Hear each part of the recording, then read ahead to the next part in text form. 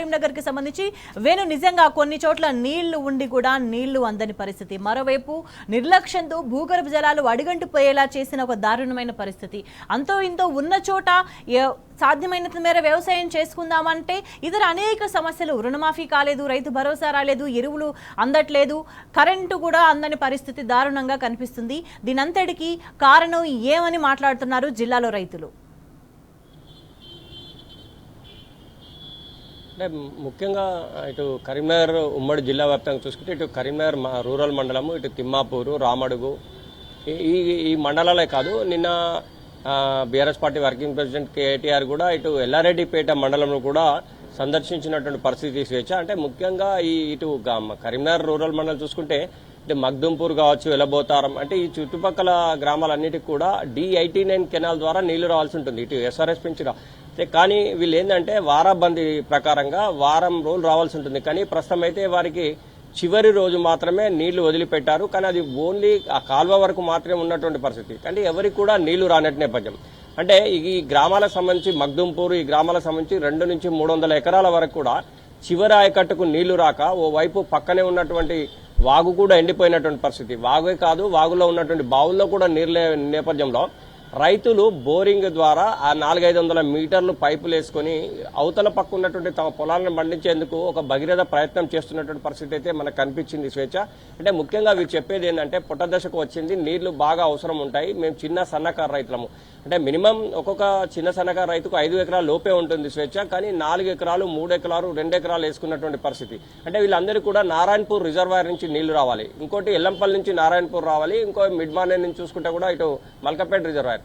అంటే ముఖ్యంగా ఇవన్నీ దృష్టిలో ఉంచుకొని మేము పొలాలు నాటు చేశాం. కానీ చివరి దశలో ఉన్న నేపథ్యంలో నీళ్లు రాని నేపథ్యం ఒకటైతే, ఈ నేపథ్యంలో ఇటు బావుల్లో నీళ్లు లేవు, బోరింగులు ఎండిపోయినటువంటి పరిస్థితి. కనుక ప్రస్తుతం తమకు ఒక వారం 10 రోజులు నీళ్లు ఇస్తే తాము గట్టున పడతాము, లేకుంటే మాత్రం తమ కళ్ళ ముందే తాము వేసిన పంట ఎండిపోయే అవకాశం ఉందని చెప్పి దీనంగా చెప్తున్నటువంటి పరిస్థితి మనకు స్పష్టంగా కనిపించింది. ఇంకోవైపు రుద్రంగికి సంబంధించి చూసుకుంటే ఒక రైతు తన పంట పొలంలో పశువులను మేపుతూ కనిపించినటువంటి పరిస్థితి. ఎందుకంటే నీళ్లు లేవు, అన్నారం చెరువు నింపినట్టయితే మాకు నీళ్లు వచ్చేది. కానీ ఇక్కడ కూడా నిర్లక్ష్యం కనిపిస్తోంది. మరి రైతులకు సంబంధించి ఈ చివరి దశలో నీళ్లు ఇవ్వని నేపథ్యంలో తాము ఎంతో పెట్టుబడి పెట్టాము, కానీ మినిమం ఒక్కొక్క 2-3 ఎకరాలకు సంబంధించి 60 నుంచి 70 వేల రూపాయలు లాస్ అవుతున్నాము. కానీ ఇప్పటికైనా కానీ D89 కెనాల్ ద్వారా కానీ, మరి ఇటు నారాయణపూర్ రిజర్వాయర్ ద్వారా కానీ, ఎల్లంపల్లి నుంచి అయినా కానీ, ఇటు మల్కపేట రిజర్వాయర్ నుంచి అయినా కానీ నీళ్లు వదిలిపెడితే తమ పొలాలు అంటే చివరి దశలో ఉన్నాయి కనుక తప్పకుండా నీళ్లు పెట్టాలి, లేకుంటే ఈ పంటలను ఎండిపోయి చాలా తీవ్ర నష్టంతో తాము ఉండాల్సిన పరిస్థితి వస్తుందని చెప్పినటువంటి పరిస్థితి ఒకెత్తైతే స్వేచ్ఛ. నిన్న ప్రత్యక్షంగా BRS party working president KTR కూడా ఎల్లారెడ్డిపేట మండలంలో కొన్ని చోట్ల పర్యవేక్షించారు. అంటే ఈ రైతులకు సంబంధించి ఈ పంటలు ఎట్లా ఎండిపోతున్నాయి, ఎందుకు ఎండిపోతున్నాయి అంటే ముందస్తు చూపు లేకనే వీళ్ళు ఈ విధంగా చేస్తూ ఉన్నారు.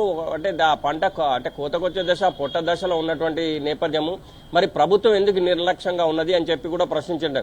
అంటే గ్రామీణ ప్రాంతానికి సంబంధించిన రైతాంగం అంతా కూడా తమకు ఈ నీళ్లు మల్కపేట రిజర్వాయర్ ఉద్దేశించి మేము పెట్టుకున్నాము, మరి బిడిమానే నుంచి నీళ్లు ఇవ్వచ్చు కదా, ఎందుకు ఇవ్వట్లేదు, 1 TMC నీళ్ళు ఇచ్చినట్టయితే అందరికీ కూడా నీళ్లు వస్తాయని చెప్పిన నేపథ్యం.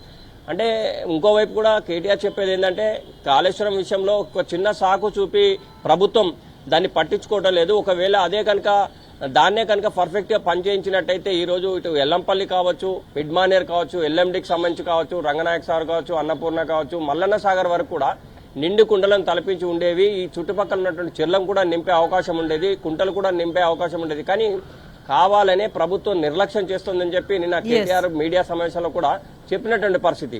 అంటే ఇప్పటికైనా రైతాంగానికి మాత్రం ఒక భరోసా మాత్రం కేటీఆర్ ఇచ్చారు. ఏంటంటే ఈ 2-3 రోజుల్లో అంటే ప్రత్యక్షంగా ఫోన్లో కూడా ENCతో మాట్లాడారు. ఇక్కడ రైతులు చాలా అవస్థలు పడుతున్నారు, వీళ్ళకు 2-3 రోజుల్లో నీళ్లు రావాలి, లేకుంటే మాత్రం తీవ్ర ఇబ్బందులు పడతారు, తమ కళ్ళ ముందే తమ పంటలు ఎండిపోతాయి అని చెప్పి తీవ్ర మనోవేదనతో రైతాంగం ఉన్నారు. కనుక ENC గారు తప్పనిసరిగా మీ 2-3 రోజుల్లో నీళ్లు ఇచ్చే అవకాశాన్ని చూడండి అని చెప్పి ఫోన్లో మాట్లాడిన పరిస్థితి.